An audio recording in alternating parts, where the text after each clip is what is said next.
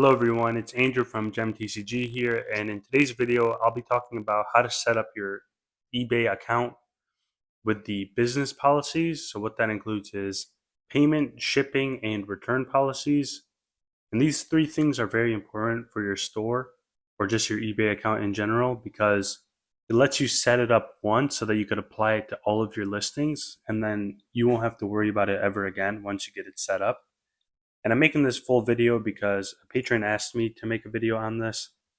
They wanted help and more explanation on it, so they just asked that I make a video on it. So I wanted to share with everyone because it is very important, and I think it will be very helpful for all of you if you don't have it set up. So I'll be going through step by step how to set it up, and then why I make each decision, and the other alternatives you could do for each policy.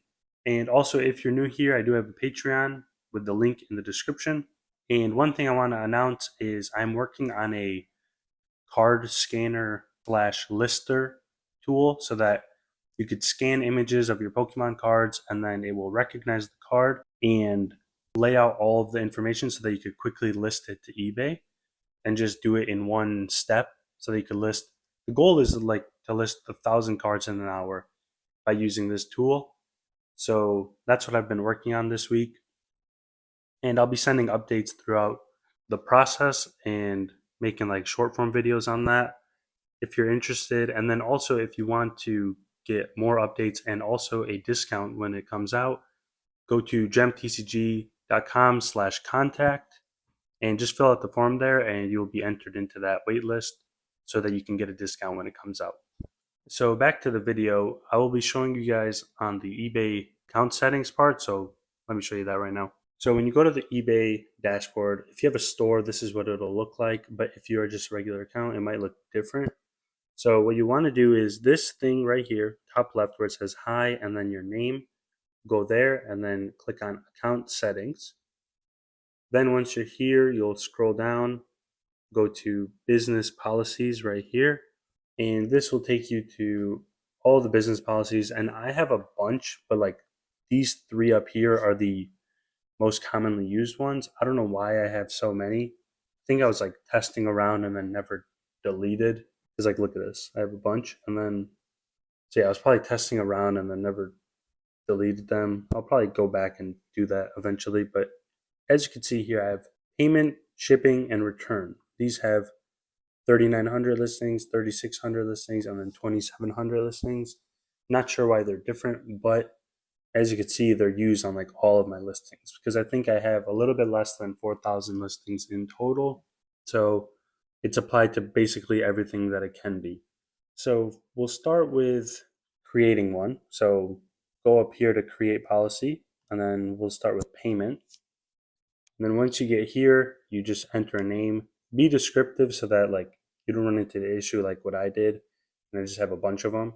So say what your intent is for that, and you could do this next actually. So see what options you choose and then make a name based on that. Description, you could also add more information there. And the only really important thing is just this checkbox right here, which is payment methods managed by eBay. And the checkbox is to require immediate payment when buyer uses buy now. So if you're not familiar or you haven't been around as long, it used to be able to allow people to buy an item but then not pay for it. So this would cause a lot of issues when you're sending offers and people accept it, or I don't know if they could literally just buy the card but not pay for it until they want to, but a lot of times people would buy an item and then they just would not pay for it. These could either be competitors trying to like clear out your inventory so that their inventory could show up more, or just scammers trying to waste people's time and take advantage. A lot of other reasons, but basically what you'll want to do is make sure this is checked on so that when people buy an item, they have to pay immediately. They can't just choose to pay whenever they want. So make sure you set that up. And you could also do one of these three options or any of these three options, which is cash on pickup, check, and money order. I personally don't think this is good to have because it's just a lot more complicated. And if you're selling cards, you don't want to be dealing with cash on pickup or people aren't going to be writing you checks to buy a card, and that could bounce and a lot of other issues that could happen. So I would not recommend setting these three up. And then what you'll want to do is just make a name. So just name it like buy now, immediate payment, or something simple. So that's that. And then once you're done, you'll click save. I just put a random name. Um, okay, so it's not letting me do it because I already have a policy that's like this. So let me just show you my current one. This one. So it should allow you to add listings. It's not letting me because I already have it set up, but you should be able to add a listing automatically to this. Maybe here, reassign listings. So it would, so you can either do it manually or you could do like a rule, I think, to have it apply to everything in certain categories or just across your whole store. And I'd recommend just doing automatic so that it applies to everything. You don't want to be having like some policies for some items and then some for another. It just gets really complicated. But payment is very simple. Now let's move on to shipping. So go back up here to create policy, go to shipping, put a name. You could wait to do that. So I'll show you the options. Shipping method. So there's standard shipping, which is small to medium items, and then freight shipping, which is like probably pallets or like really big items. So you just focus on standard shipping. Now for domestic shipping, the cost type I do flat because sometimes the calculated one can be very off and it could show a buyer that the shipping would be like either $4 or $20. And there's really no way for them to know until they buy it. So it kind of scares off a lot of potential buyers. So just make sure you're doing flat and just be informed on what you're charging. Like the more experience you get, you'll know how much it costs to ship items really quickly. So make sure you're like getting informed on that. And then what you'll want to do is click add primary service. So if you're selling cards, the most important one is this one, eBay standard envelope for items under $20, and then save. Then what you'll want to do here is you could either charge shipping and then charge a amount for additional items. So like let's say you want to charge $1, and then each time someone orders another card, add like 10 cents or something. Now, I don't recommend doing this because I think it's a win for a seller to get multiple cards per order. So I don't recommend charging someone like extra shipping if they're buying more cards from you because they are benefiting you by doing that. So I would not do that. If you want to charge a flat, one-time shipping fee, that's fine. And then set this to like 0, but don't charge people extra if they're buying multiple stuff from you.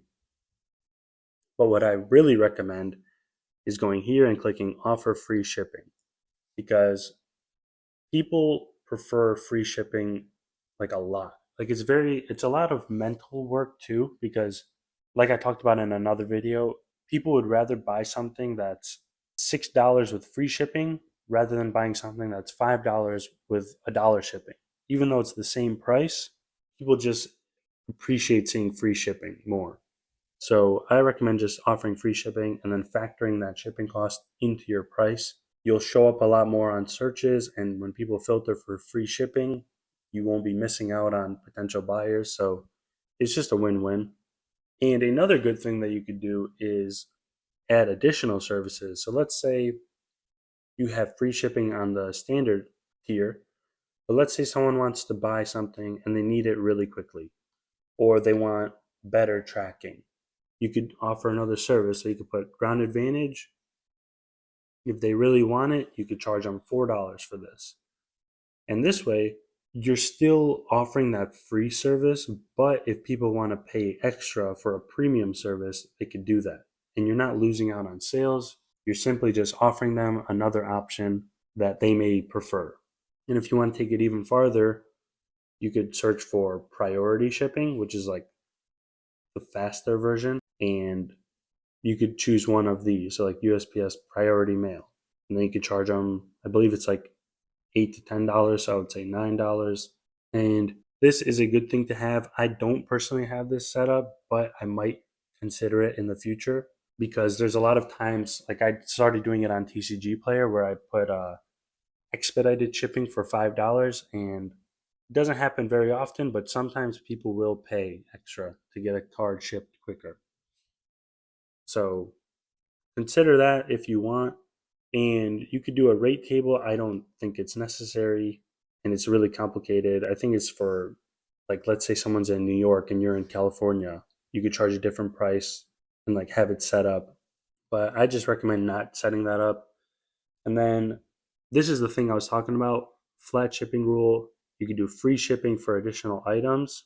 And that just means when someone buys multiple items, if you were to have this set to $1, it will probably, I think it'll charge them $1 each time they order a card if you don't have this part set up. So by doing free shipping for additional items, it will just make it free whenever they do that. And then for preferences, handling time, you're going to want to set it to 1 business day if you can manage that, because to get top rated seller, you have to have 1 business day for handling time, and or 1 business day or same business day. But 1 business day I think is more reasonable and it's less stressful, so you might as well do that. And that's it for the shipping policy. Then you'll just want to save and then add your listings to it.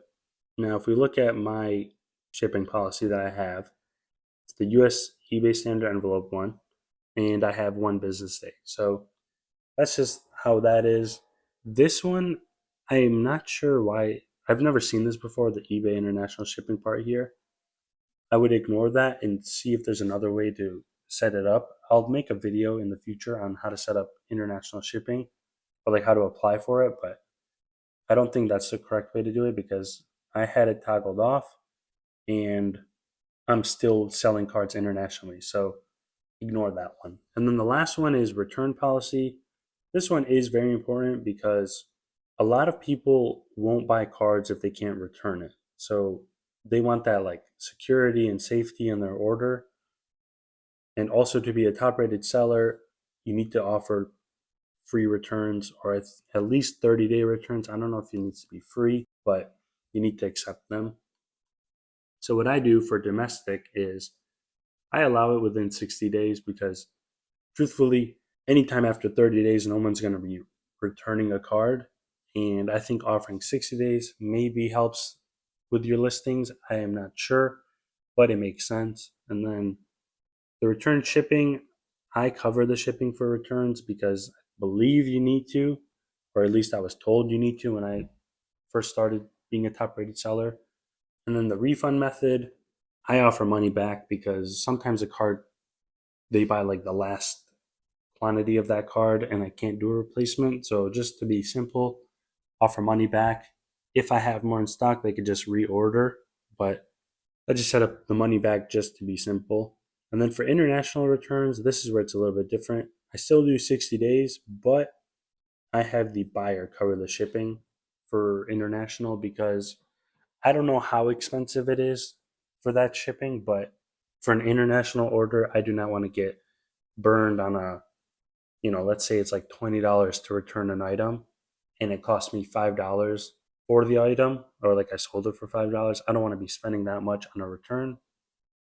So if it's international, I recommend having the buyer deal with the return shipping because it's just possibly too expensive and I don't want to risk that. And then again, money back, put your name, and that's it. So those are the three policies that are very important to have.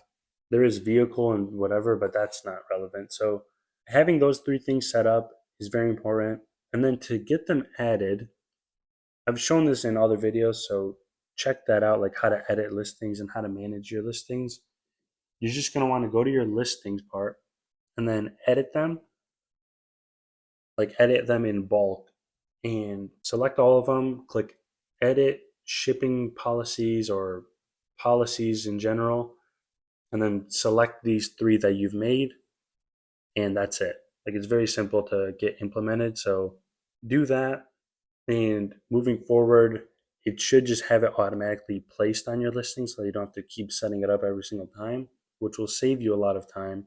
So make sure you're doing this and have it set up. But that's about it for this video. Hope you guys find it helpful, and I'll see you all in the next one.